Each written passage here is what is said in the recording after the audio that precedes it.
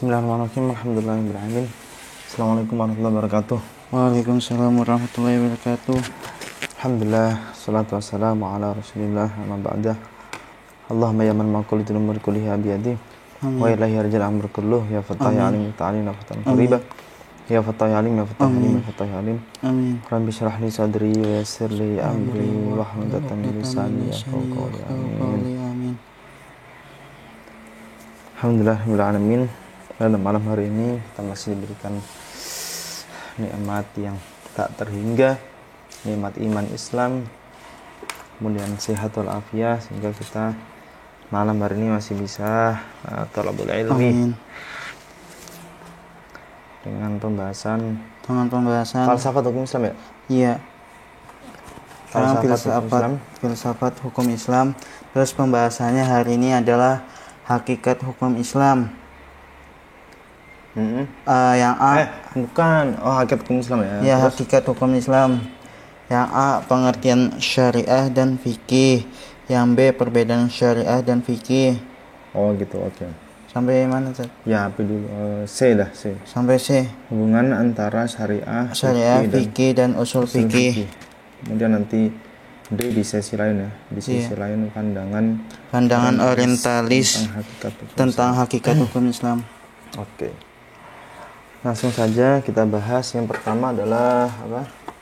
Hakikat hukum Islam. Pengertian syariah dan fikih ya. Iya. Oke, syariah. Syariah itu syariah dan fikih ya. Iya, syariah dan fikih. Oke, syariah. Syariah itu dari segi bahasa ya,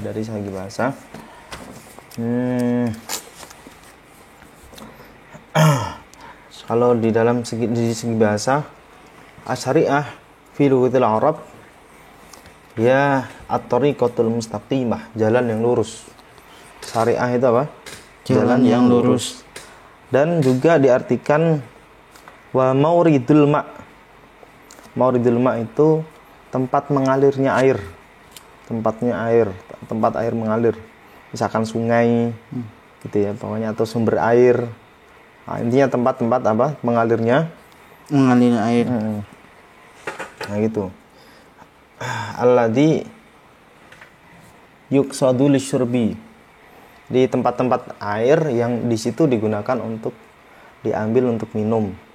Ya, sungai bisa, terus sumur. Intinya tempat-tempat munculnya air gitu ya. Itu secara bahasa. Nah, nanti ada hubungannya dengan ini di bahasa, tetap ada hubungan pengertian dari bahasa dengan istilah. Nah, adapun istilah menurut syariah ya. Nah, syariah menurut istilah itu syariah dia digunakan pengertiannya luas. Jadi dia itu digunakan penggunaan syariah itu maknanya sangat luas, yaitu kullu ma syara'ahu Allah Subhanahu wa taala. Kullu ma syara'ahu Allah taala minal aqaid wal akhlaq wal a'mal.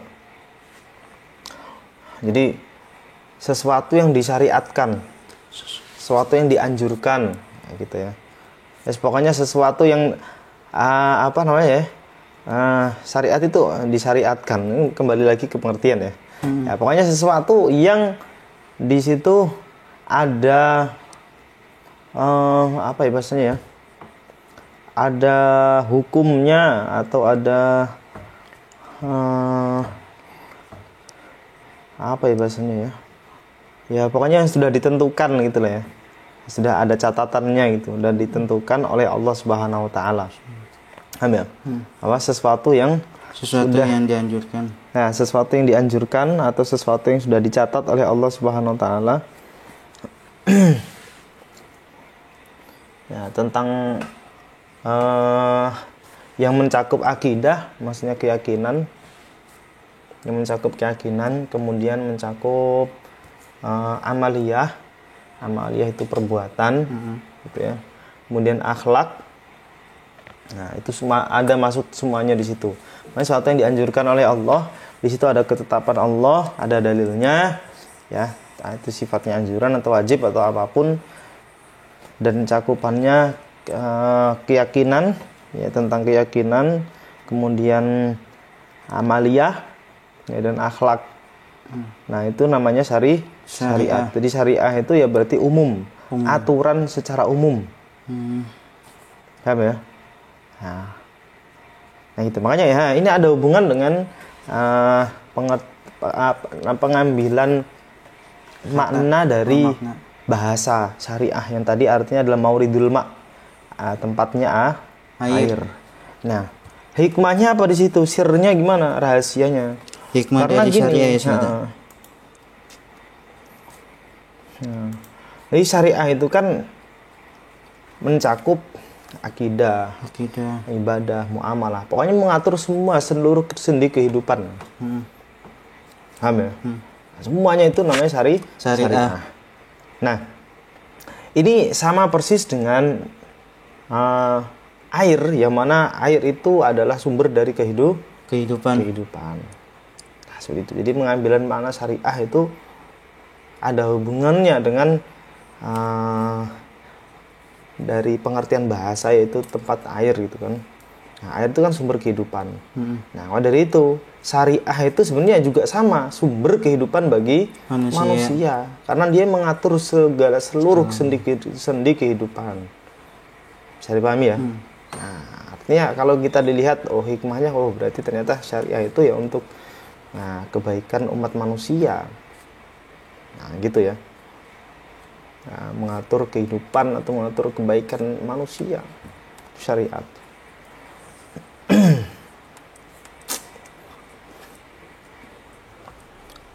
Nah, makanya dengan dari bahasa sini, fama min janibin min jawanibil hayah illa waqad bayyanallahu lana fihi ma yahillu wa yahrumu, imma tafsilan bidzikrihi wa tansis alaihi wa imma bi irja'ihi ila al-qawaid al-kulliyah allati 'alaiha mabna syariah. Jadi tidak ada dari setiap sendi kehidupan kecuali sudah diterangkan oleh Allah apa yang halal, apa yang haram.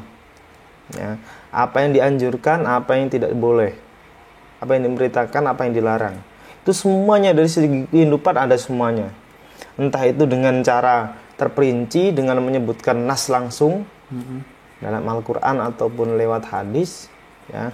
Ataupun diambil dari kaidah kulliyah. Nah, kaidah kulliyah itu pembahasannya di Maqasidus Syariah. Kaidah kulliyah secara umum. Nah, yang mana itu adalah bangunan atau asas dari sebuah hukum syara. Gitu. Nah, seperti itu ya. Jadi pahami ya. Ini syariat itu cakupannya luas. Pokoknya sesuatu apapun itu tentang akidah ataupun akhlak ataupun amal itu dinamakan syariah. Salat namanya syariah. Ya kan? Tauhid, beriman itu juga syariah. Akhlak, belajar tentang akhlak, kemudian tasawuf ataupun apapun itu namanya syariah. Namanya syariah. Nah, kalau fikih itu dia pengertian fikih Ustaz. Dari segi bahasa. Ya, kalau dulu kan sudah pernah kita bahas ya di apa itu dulu ya? Pengertian fikih sudah pernah itu. Ulang lagi ya. Fikih itu secara bahasa kan artinya fahmu, memahami kan? Memahami. Nah, kalau secara istilah itu ma'rifatul ahkam asyariyah min adillatiha at-tafsiliyah allati tariqatuhal ijtihad. Dia mengetahui hukum syariat, mengetahui hukum-hukum secara terperinci, ya, secara terperinci dengan metode ijtihad. Maksudnya pengambilan hukum ini yang secara terperinci itu dengan metode ijtihad.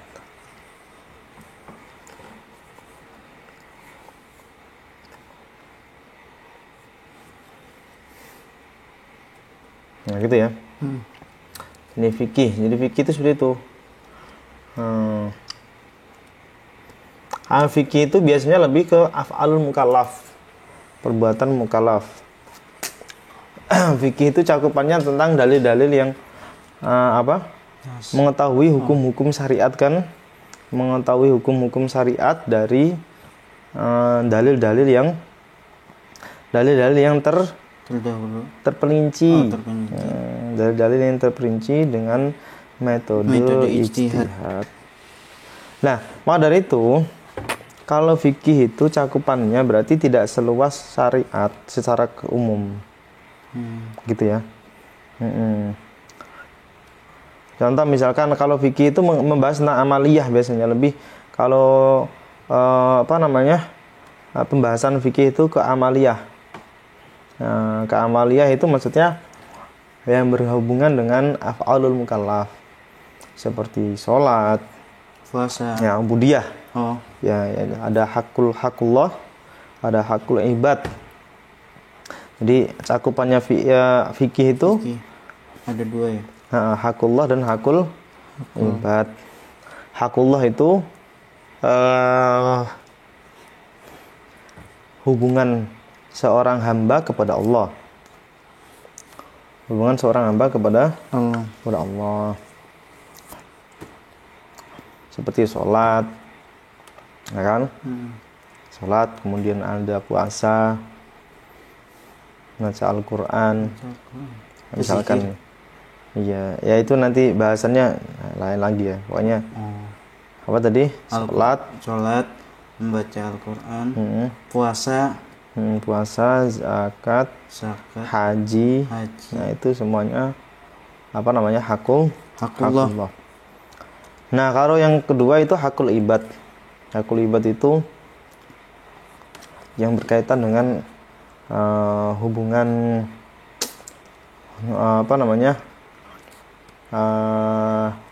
hubungan horizontal ya. Horizontal apa? Apa ya? Horizontal yang satunya apa? Hubungan timbal balik. Bukan. Kalau hubungan ke atas namanya apa? Apa ya? Lawannya horizontal apa? Apa ya? Iya, hubungan horizontal. Horizontal itu antara manusia dengan manusia. Ya.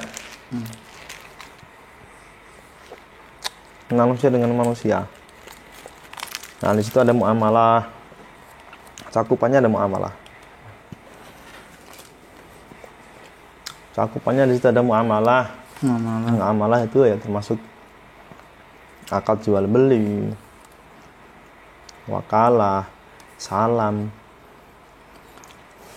ijarah, murabahah, wadiah, semuanya ada cakupannya. Nah, itu nanti dibahas, dilihat lagi tentang bab-bab dalam fikih.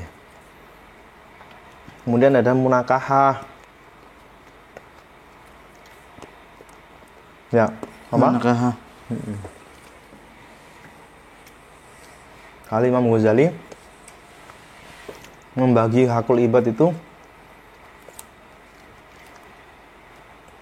3. Yang pertama itu muamalah. Kemudian yang kedua itu ta'aqud atau akad. Yang ketiga itu jinayah atau jarhu.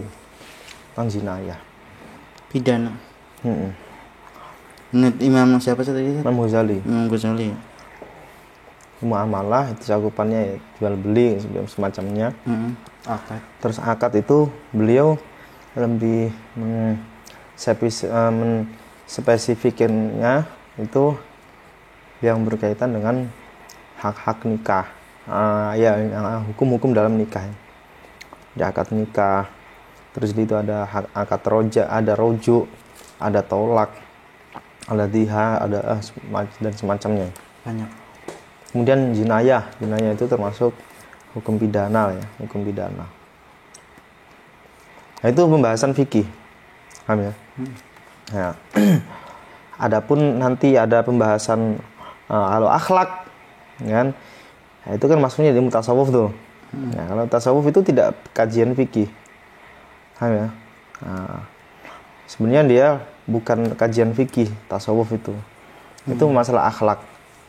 Nah, kalau Imam Ghazali mengatakan ilmu itu ya ada 3. Syariat Allah itu ya ada 3 ilmu. ilmu syariat itu ada 3. Yang pertama tadi itu hakullah, yang berkaitan dengan hakullah. Kemudian hakul ibad. Kemudian yang ketiga hakun nufus, hakun nafsi. Hakun nafsi. Nafsi ya. Hakun nafsi. Hakun nafsi itu hak perorangan individu. Bagaimana caranya membersihkan hati, bagaimana menjadikan diri pribadi yang baik. Tahdhibun nufus, membersihkan hati. Nah, mendekatkan diri kepada Allah itu hakun nafsi. Nah, itu yang ketiga.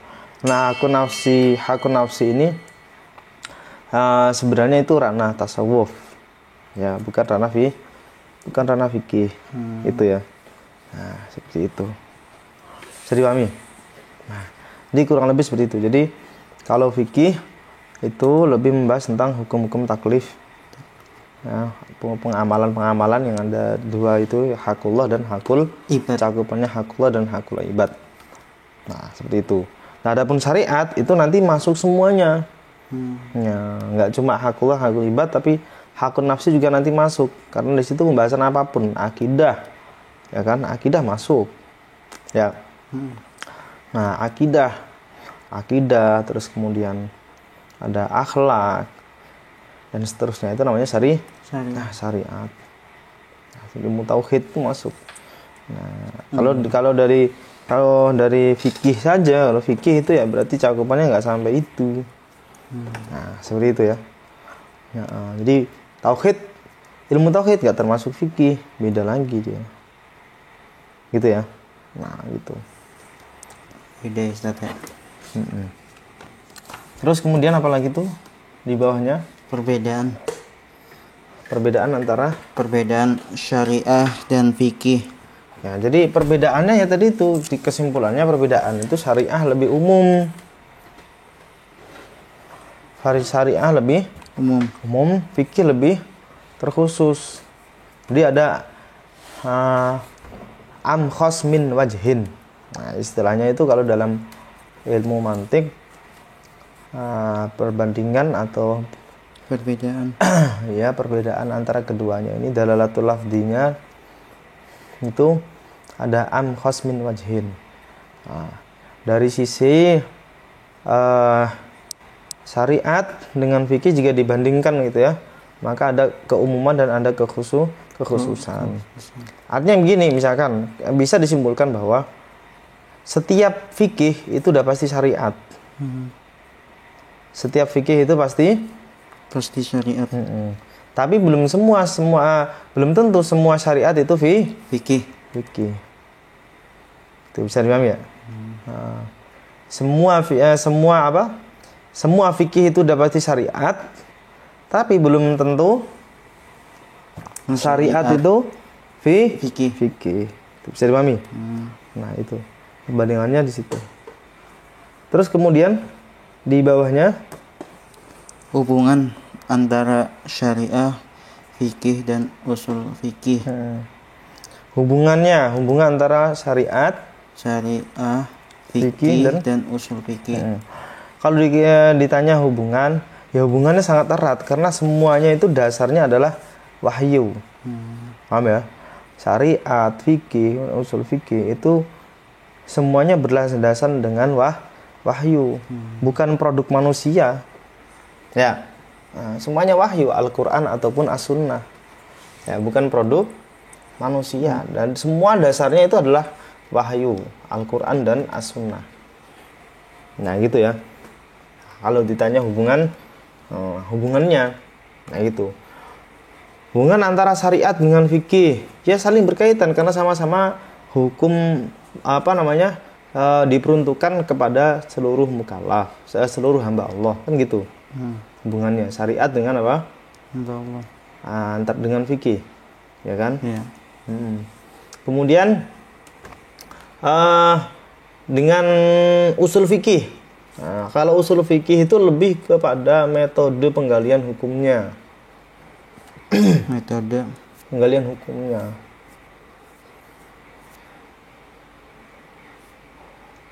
Metode penggalian hukumnya kalau usul fikih itu. Kalau hubungannya gimana? Hubungan usul fikih. Iya, hubungan usul fikih dengan fikih. Ya, sama-sama membahas dasar hukum yang sama. Cuma bedanya fikih itu produknya, gitu ya. Fikih itu produk. Nah, usul fikih itu alat untuk memproduksi. Proses pembuatan. Ya, bahasanya proses itu namanya apa? Proses pembuatan. Proses itu usul fikih. Produknya adalah Fikih. fikih, seperti itu. Tapi semuanya itu atas dasar hukum yang sama. Ya. Antara syariat fikih itu tetap dasarnya sama, yaitu Al-Qur'an ataupun As-Sunnah atau wahyu intinya, bukan dari manusia. Nah, gitu. Paham ya? Nah, jadi usul fikih itu produk dari Al-Qur'an ataupun As-Sunnah yang memproses manusia. Paham ya? Yang memproses itu manusia, ya orang-orang mujtahid gitu ya. Tapi dengan metode yang tidak keluar dari syariat, tidak keluar dari aturan-aturan Al-Qur'an dan As-Sunnah itu sendiri. Nah, begitu. Bisa dipahami ya? Nah, seperti itu. Kurang lebih seperti itu. Udah. Jadi intinya itu, nggak usah disimpulkan. Kesimpulannya tadi udah saya simpulkan tadi ya, dari pertama, yang kedua, ketiga. Udah ada kesimpulannya masing-masing tadi ya. Oke ya. Nah, jadi sebenarnya intinya ketiga perkara itu syariat, fikih, kemudian apa lagi? Usul fikih sebenarnya saling berkaitan. Ya, nggak ada perbedaan yang signifikan, nggak ada. Nggak ada yang perbedaan sampai sampai kontradiksi, nggak ada. Nah, seperti itu. Boleh dikasih contohnya nggak? Contohnya. Contoh apa? Contoh dari syariat. Ya kan tadi udah saya bilang, semua apapun itu, ya itu dia makan syariat. Semua anjuran atau pokoknya ada maklumatnya dari Allah, entah itu dari Al-Qur'an ataupun Sunnah, itu semuanya dinamakan syariat. Sholat ya syariat, haji ya syariat, sholat, puasa, semuanya syariat. Tauhid syariat, kamu disuruh untuk beriman, disuruh untuk membaca syahadat, disuruh untuk percaya bahwa Allah menurunkan Rasul, itu semuanya syariat. Paham ya? Nah, kalau untuk fikih, itu ya ibadah tadi itu yang udah saya bilang. Ya kan, ada hakullah, ada hakul ibad. Itu semuanya masuk pembahasan fikih. Itu contoh-contohnya itu semua. Sholat, zakat, puasa, akad jual beli, nikah, akad-akad dalam nikah, itu semuanya jinayah, itu semuanya contoh dari fikih. Itu kalau usul fikih yang nggak ada contohnya. Contohnya prosesnya itu, proses ijtihad itu namanya usul fikih. Ya, contohnya kalau misalnya contoh ya berarti contoh prosesnya, bukan bukan contoh produknya. Kalau contoh pembahasan dalam usul fikih ya banyak, seperti khos, nasikh, mansukh, ya kan? Ada mutlak, ada muqayyad. Nah, itu baru pembahasan istishabul asli. Ya kan, ada illat, maslakul illah, ada adabul mustafti dan adabul mustafti, itu semua ada di situ. Ya. Nah, itu baru contoh pembahasan dalam usul fikih. Gitu ya, bab-bab dalam usul fikih, bukan contoh usul fikihnya. Kalau contoh usul fikihnya ya berarti prosesnya itu bagaimana. Misalkan menetapkan contoh usul fikih, misalkan bagaimana menetapkan proses penetapan wudu itu bisa niat dalam wudu itu bisa dihukumi wajib. Bagaimana prosesnya? Karena berdasarkan hadis innamal a'malu binniyat, misalkan innamal a'malu binniyat dengan dalalah iktidaiyah dan seterusnya begitu. Nah, itu baru proses. Ya. Ada contohnya, kalau contoh usul fikih prosesnya itu. Gitu. Nah, kurang lebih seperti itu. Oke, ada pertanyaan kalau di masalah ini?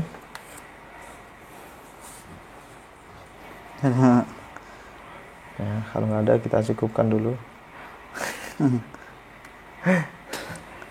Kita ganti pembahasan, di-cut dulu, jeda. Di jeda Ustaz. Ya, maksudnya kita tutup dulu. Oh iya.